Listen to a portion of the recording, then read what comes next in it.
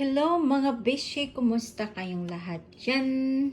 Dyan mga nanay, mga ate, mga lola, lolo. Ayan guys. So ngayon guys, ako ay magluluto ng aking ng steak fillet with potato guys. Kasi si Mr. nag-request siya na pwede ba daw akong magluto ng steak fillet. Ayan. So ito yung lulutuin ko ngayon para sa aming tanghali tsaka or dinner na din. So ayan. Yan guys, my husband requesting me if I can cook this one, the steak fillet with fresh potato and bell pepper, and I have my fresh sweet onions, I have my garlic, I had my ginger, and of course we need oil, and also got my additional seasoning here right there, and hindi mawawala yung aking nor seasoning. So na yan guys, so this is the ingredients that you're gonna need if in case if you wanna try to cook this kind of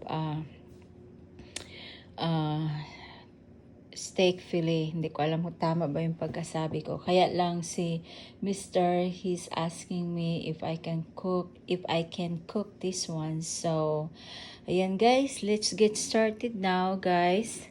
So don't go away, just stay right there. So ayan guys, so sindihan na natin yung ating stove. Just turn it on your stove, put in medium guys. Ayan. And then we're gonna add like 1 tablespoon of vegetable oils, or you can add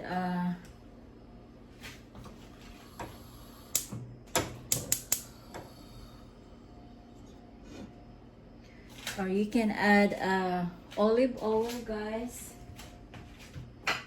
So ngayon maglalagay tayo, we're going add 1 tablespoon of olive oil guys.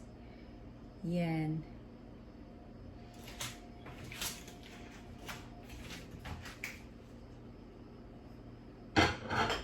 And then, hayaan na lang natin mga beshi dyan.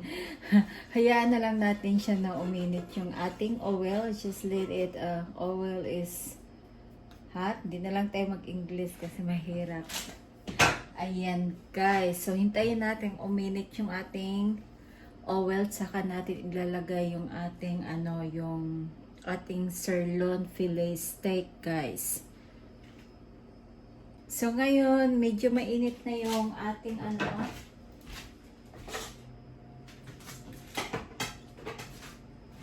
mainit na yung ating guys. Let's saute first our sweet onion.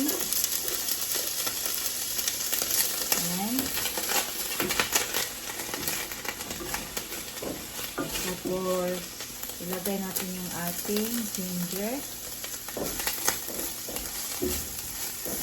Ayan, ang bango guys.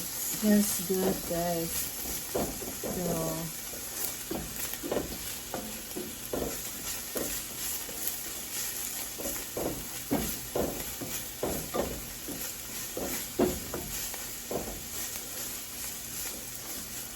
ayan.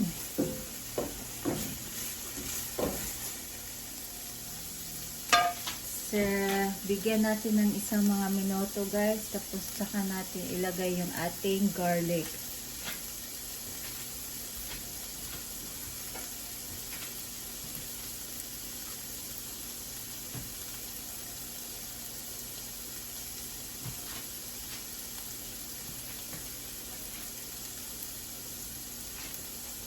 Ayan, pagkatapos ng nakaraan ng 1 minute, ilagay na natin yung ating garlic, yung fresh garlic. Add the fresh garlic.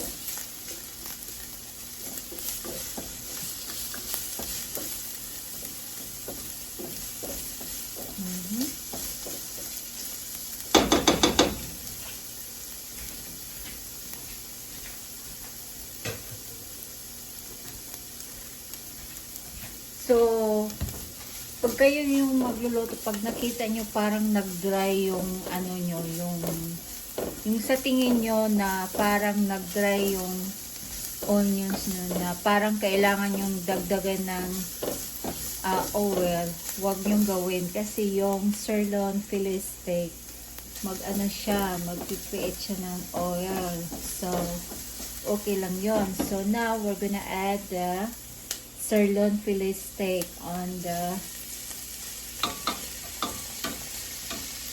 spicy. So, yan. Ihalo natin. We have to mix it together with the onions and garlic. Yan.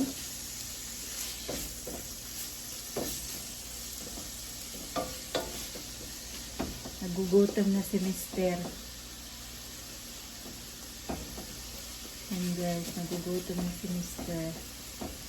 So, yan. So, hayaan natin siyang maluto yung karne guys. Malalaman natin kung luto na ba yung karne kasi the color of the sirloin will change into light brown guys. So, ayan mga bisyo. Hintayin natin na maluto yung ating yung sirloin natin. So, ayan guys, as you can see, like I said earlier, when you're doing saute your garlic, your onions, and your ginger, and you can see like it's like the pan was dry with that lack of oil because I just put in 1 tablespoon of oil. So, nakikita nyo kanina yung ginisa natin yung yung ating onions, parang kulang yung oil. So, ngayon, this is what I'm talking about guys. You don't have to worry about that because yung yung sirloin will creating more oil. Yan, nakikita nyo. Oily siya. Yan. Oily yung ating sirloin. So, ngayon guys is hayaan natin siyang let it cook the sirloin that it look like turn into a lighter, it's a darker a little bit the meat na parang siya, parang lutong-luto na talaga. So, sa ngayon hindi pa siya pwedeng ilagay natin yung mga iba pang mga ingredients kasi hindi pa siya totally na luto yung yung karne. So, I just wanna share with you guys, if you never had cook like this, it might be you like it or not, but my husband asking to cook for him this with the potato and bell pepper guys. So, yan, hintayin natin na mag-brown yung ating karne guys. Yan. So, yan guys, nakikita nyo, check natin ulit. So, ang gagawin ko ngayon guys is I'm going to add a little bit of oyster sauce guys. This is optional lamang guys kung gusto nyo. Okay, so I'm gonna add oyster sauce on my sirloin steak.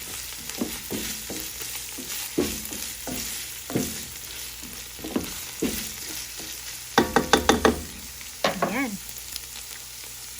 So ayan guys, nakikita nyo.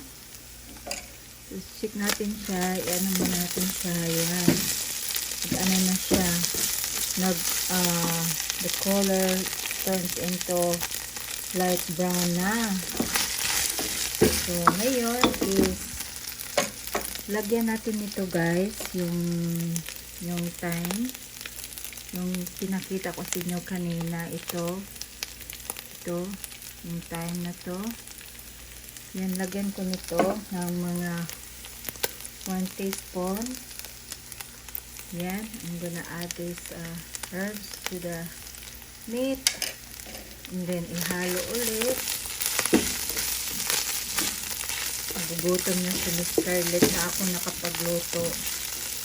Yan guys, so now it's time to add my my potato guys. I-add na natin yung ating potato guys dito sa ating. Let's add our potato. Hiniwa ko siya ng maliliit. I cut into small cubes. My potato guys. Ayan. Siguraduhin natin siyang mahalo. Tamang-tama yung yung oil, yung nag-create siya ng oil na mag-isa din natin yung ating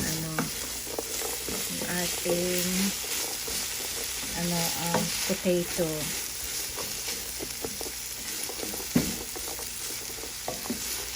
Oh my goodness, it's gonna be good guys, believe me. It's gonna be good result. And then after that, we have to cover. That way, it's madali siyang maluto yung ating potato guys. Yan, mga bishi, mga nanay. So, ayan. So, i-covered natin yung ating pot. So guys, so let's check it out, our sirloin. Ayan na.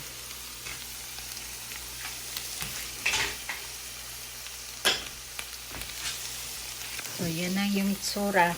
Yun na yung look. So, now, we're going to add our carrots. Kanina, alam ko hindi ko yung pinakita. Additional na lang yan. And then, I'm gonna add my bell pepper.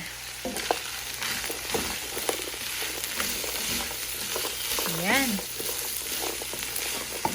It's gonna be look like makulay. Makulay yung ating pagkain. Ang gandang tingnan. Ayan. Request to ng aking asawa. This is a request from my husband that he told me cook the sirloin Philly steak with the potato, bell pepper, carrots. That's his idea, that he wants me to cook this kind of food, or minimum one. Kaya yan. So, ayan. So now I'm gonna add 1 teaspoon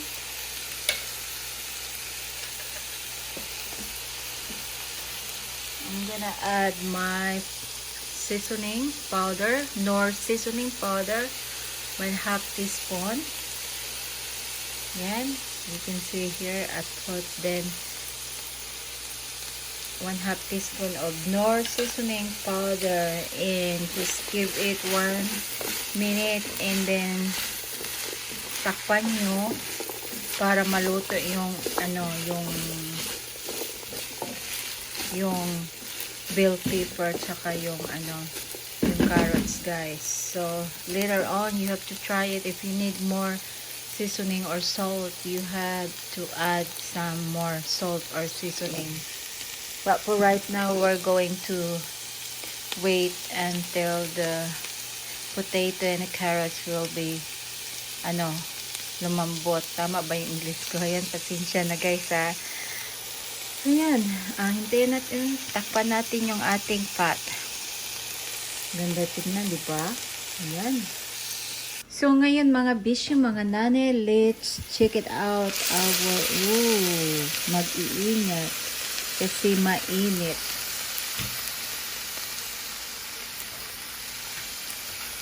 Yan. Oh. Guys, it looks delicious, guys. And smell delicious. Oh my goodness, guys. Believe me. Smells delicious. Makes me hungry. So let's try this one. Let's try take a bite. mag-iingat guys kasi mainit.